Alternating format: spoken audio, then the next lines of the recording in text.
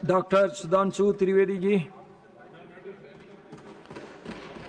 माननीय सभापति महोदय, हम वंदे मातरम से अब ट्रांजिट करके इलेक्टोरल रिफॉर्म्स की तरफ जा रहे हैं, तो मैं ये कह के अपना विचार प्रारंभ करता हूं। जो मैंने बचपन में आकाशवाणी लखनऊ में एक मुस्लिम कवि, संभवतः उनका नाम वाहिद अली वाहिद था, उनसे सुना था कि वाणी सत्यम काया शिवम रूप सुंदरम है तेरा, आदर्शों की स्वर्ग है तू, जय हे देवी भारत माता। अब आज के इस विषय पे आते हैं। उस हाउस में भी बहुत सारा इस विषय के ऊपर चर्चा हुई, यहां भी चर्चा होगी, परंतु जब हम चुनाव सुधारों की बात करेंगे तो मुझे लगता है इसे 4 स्तर में डिवाइड करना चाहिए। पहला, लोकतंत्र और इसका आधार, दूसरा चुनावी प्रक्रिया, और तीसरा कि इस चुनावी प्रक्रिया में होने वाले सुधार, और उसके बाद विपक्ष की आपत्ति और उन पे होने वाली तकरार, और इसके साथ मैं कुछ सुझाव देने का भी प्रयास करूंगा। सर्वप्रथम मैं कहना चाहता हूं कि हम सभी ये मानते हैं कि भारत जो है वो मदर ऑफ डेमोक्रेसी है, मगर एक फैक्ट है जो शायद बहुत से लोगों को ध्यान नहीं रहता होगा। अगर आप पूरी दुनिया का नक्शा देखें तो ईस्टर्न यूरोप से लेके आप जापान तक चले जाइए तो केवल 3 ही डेमोक्रेसी हैं, भारत, जापान और ऑस्ट्रेलिया। और जापान एक कॉन्स्टिट्यूशनल मोनार्की है, Australia is practically an extension of Europe. तो इस पूरे पूर्वी गोलार्ध में यदि एकमेव absolute vibrant and consistent democracy है तो वो सिर्फ भारत है। और सिर्फ इतना ही नहीं है सभापति महोदय, आज दुनिया में लोकतंत्र के अंदर सिर्फ 34% जनसंख्या है, जिसमें 17% हम हैं। अर्थात अगर दुनिया में लोकतंत्र है तो उसका सबसे बड़ा स्तंभ आज आधुनिक युग में भी भारत ही है। और इसका आधार कई बार हमारे गुलामी की मानसिकता के प्रभाव से हर चीज का आधार विदेश में ढूंढने का प्रयास करते हैं, और मैं बताना चाहता हूं उसका सबसे बड़ा आधार भारत की धर्म और संस्कृति है। इसके लिए मैं कोट करना चाहता हूं फ्रीडम हाउस की रिपोर्ट, जिसको ये लोग बहुत महत्व देते हैं।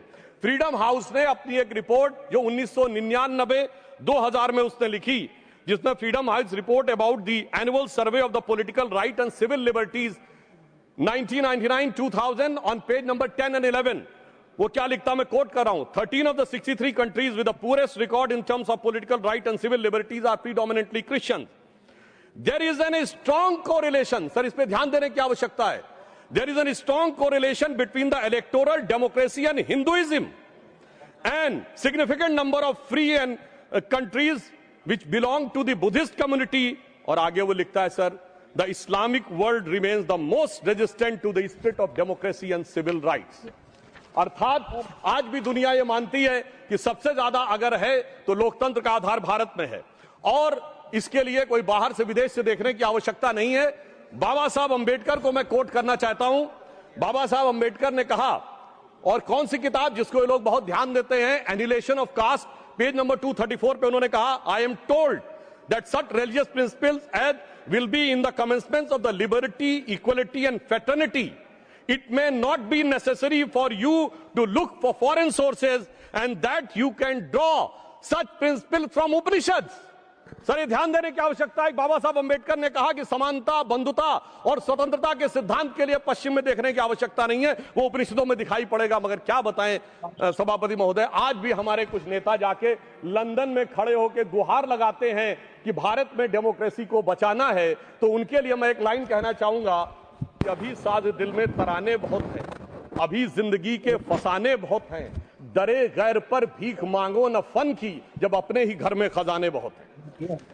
अब मैं आगे की बात कहना चाहता हूं। देखिए, चुनावी प्रक्रिया स्वतंत्रता के बाद शुरू हुई, और इसमें बहुत सारी चीजों की उस समय समस्या रही होगी। मैंने आदरणीय आडवाणी जी ने एक बार हम लोगों को बताया था कि कैसी कैसी समस्याएं आती थी। उस जमाने में लोग इलेक्टोरल रोल बनाने के लिए जाते थे और महिलाओं का नाम पूछते थे तो डांट पड़ जाती थी, क्योंकि उस समय के समाज में माना नहीं जाता था कि किसी घर की महिला का नाम पूछा जाए। परंतु मैं बताना चाहता हूं सर, चुनावी प्रक्रिया पे सबसे पहली समस्या स्वतंत्र भारत में कहां आई? भारत के इतिहास की पहली इलेक्शन पिटीशन, चुनावी धांधली के विरुद्ध पिटीशन कब दाखिल हुई? 21 अप्रैल 1952। किसने दाखिल की?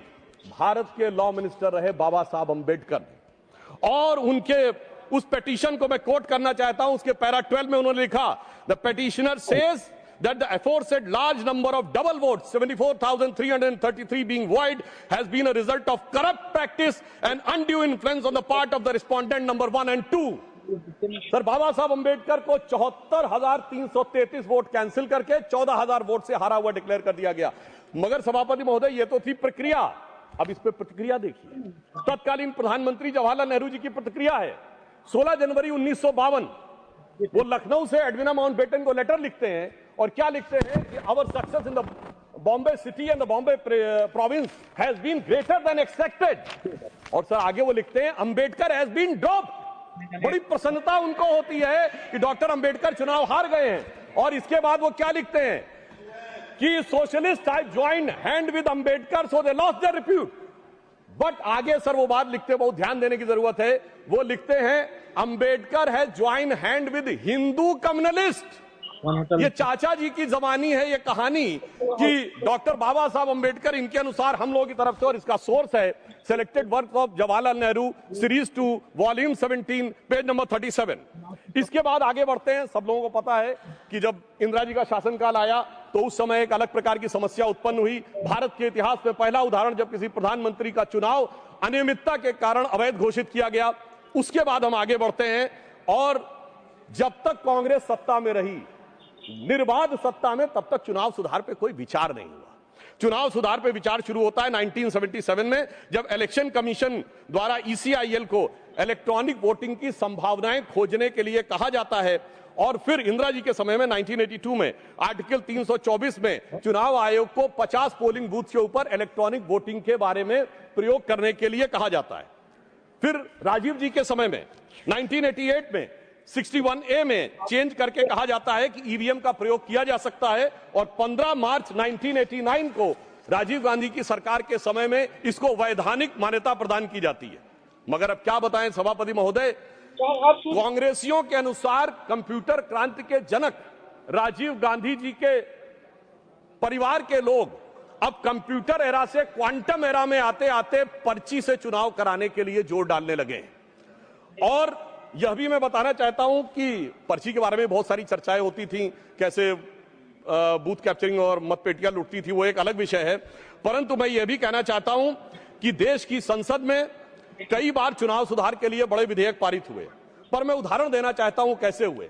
एक बार इंदिरा जी का चुनाव गलत सिद्ध हुआ तो सर रेट्रोस्पेक्टिवली चुनाव का सुधार कर दिया गया ताकि किसी भी अदालत का उस पर कोई प्रभाव न पड़े। फिर मैं याद दिलाना चाहता हूं सर, राजीव गांधी जी जब प्रधानमंत्री थे 1989 को उनका चुनाव हुआ अमेठी में, सर गोलियां चली, 21 लोगों पे FIR हुई। और उनके विरुद्ध कौन लड़ रहे थे? राजमोहन गांधी, महात्मा गांधी के पौत्र, और डॉक्टर संजय सिंह जो पूर्व केंद्रीय मंत्री थे। उनको इतनी गंभीर गोली लगी कि प्राणों का संकट उत्पन्न हो गया। और आरोप यह था कि प्रधानमंत्री जी के पक्ष में, और ये पुलिस की गोली नहीं थी, क्रॉस फायरिंग हो रही थी, जिसके बारे में उस समय कई अंतर्राष्ट्रीय मीडिया ने 26 नवंबर को लिखा कि भारत के 42 वर्ष के इतिहास में संभवतः ये सबसे हिंसक चुनावों में से एक। अब इसके बाद आप आइए साहब, इसके बाद हम आगे बढ़ते हैं तो वर्तमान यूपीए सरकार का दौर आता है। और उस समय बहुत से लोगों को यह तथ्य ध्यान नहीं होगा, वैसे तो नेहरू परिवार और बच्चन परिवार के बीच में बहुत मधुर संबंध थे, पर कभी कभी ज्यादा मिठास होने से डायबिटीज हो जाती है। तो वो दौर था 2006 में जया बच्चन जी की सदस्यता चली गई ऑफिस ऑफ प्रॉफिट के मुद्दे पे, क्योंकि उत्तर प्रदेश सरकार का एक पद था। अब सर यही आरोप लग गया और सोनिया गांधी जी जो उस समय नेशनल एडवाइजरी काउंसिल की चेयरमैन थी, उन पर भी ऑफिस ऑफ प्रॉफिट का विषय लग गया और इस कारण से उनकी सदस्यता भी चली गई। मगर सभापति महोदय, जो आज संविधान की दुहाई देने की बात करते हैं, सोनिया जी जब तक चुनाव दोबारा गईं, लड़के आईं, तब तक चुनाव में संशोधन करके ऑफिस ऑफ प्रॉफिट का नियम ही बदल दिया गया ताकि पीएम ने सुपर पीएम की पदवी को सुरक्षित कर दिया। अब मैं यह भी बताना चाहता हूं सर, उसके बाद वास्तविक अर्थों में चुनाव सुधार की शुरुआत तब हुई जब भारतीय जनता पार्टी शक्तिशाली हुई, 1990 का दशक, और ये देश की यूनिपोलर पॉलिटिक्स बाइपोलर हुई। वोटर आईडी कार्ड 1993 में आया, केंद्रीय सुरक्षा बलों की तैनाती 1996 में प्रारंभ हुई। पहले बूथ वाइज काउंटिंग नहीं होती थी सर, उसमें आसानी जानते क्या होती थी कि अगर किसी मतपेटी में ज्यादा बूथ कैप्चरिंग करके मत डाल दिए तो उसमें काउंटिंग का चेंज करी नहीं है, सब मिला दिए जाते थे।